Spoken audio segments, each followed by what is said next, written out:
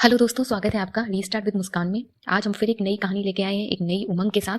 जिस बच्चे को पानी नहीं पीने दिया गया, उसने इंसाफ की नदियां बहा दी, जिसका नाम है डॉक्टर भीमराव अंबेडकर। दोस्तों, कभी सोचा है, कुछ लोग जिंदगी में इतने टूटते हैं कि लगता है अब इनसे कुछ नहीं हो सकता, पर वही लोग दुनिया को हिला देते हैं। आज मैं तुम्हें ऐसी ही इंसान की कहानी सुनाने जा रही हूँ, डॉक्टर भीमराव अंबेडकर की। एक ऐसी कहानी जो तुम्हें अंदर से झकझोर देगी। साल था 1891। महाराष्ट्र के छोटे से गांव मऊ में एक बच्चा पैदा हुआ। नाम रखा गया भीमराव अंबेडकर। पिता रामजी, माँ भीमाबाई। एक ईमानदार लेकिन गरीब परिवार। लेकिन उस वक्त समाज ऐसा था जहां इंसाफ की इज्जत उसकी सोच से नहीं, उसकी जात से नापी जाती थी।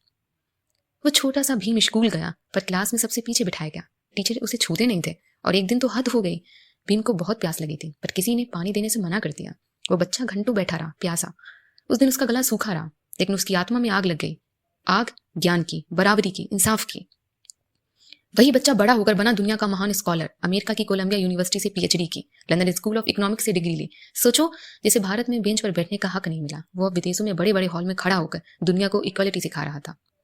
जब वो भारत लौटे तो उन्होंने देखा वही पुराना अन्याय, वही भेदभाव। उन्होंने आवाज उठाई, हम इंसाफ हैं, हम इंसान हैं, किसी के पैर की धूल नहीं। उन्होंने आंदोलन चलाया, बहिष्कृत हितकारिणी सभा बनाई, और फिर वही आदमी बना भारत के संविधान का निर्माता।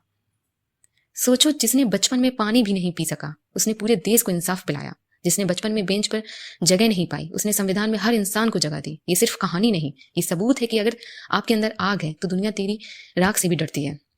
6 दिसंबर 1956 को डॉक्टर अंबेडकर ने अंतिम सांस ली, लेकिन जाने से पहले वो एक बात कह गए, शिक्षित बनो, संगठित रहो, संघर्ष करो। और मुस्कान, तुम्हें बस यही याद रखना है, हर हालात तुम्हारे खिलाफ है। जो मैं बताना चाह रही हूँ तुम्हें रीस्टार्ट विद मुस्कान में, तो यकीन मानो किसी अंबेडकर का जन्म फिर से होने वाला है। शायद वही तुम हो। अगर ये कहानी तुम्हारे दिल में आग लगा गई हो, तुम्हारे दिल को छू गई हो, तो लाइक जरूर करना और सब्सक्राइब करो रीस्टार्ट विद मुस्कान। क्योंकि यहाँ हम सिर्फ बातें नहीं करते, यहाँ हम राख से भी कहानी बनाते हैं। और हमसे जुड़े रहिए, और ऐसी ही कहानी को देखने के लिए हम हर एक कहानी ऐसे ही हर एक महान पुरुष पर लेके आएंगे। हमसे जुड़े रहिए, और थैंक यू फॉर वॉचिंग। आपकी मुस्कान, रीस्टार्ट विद मुस्कान।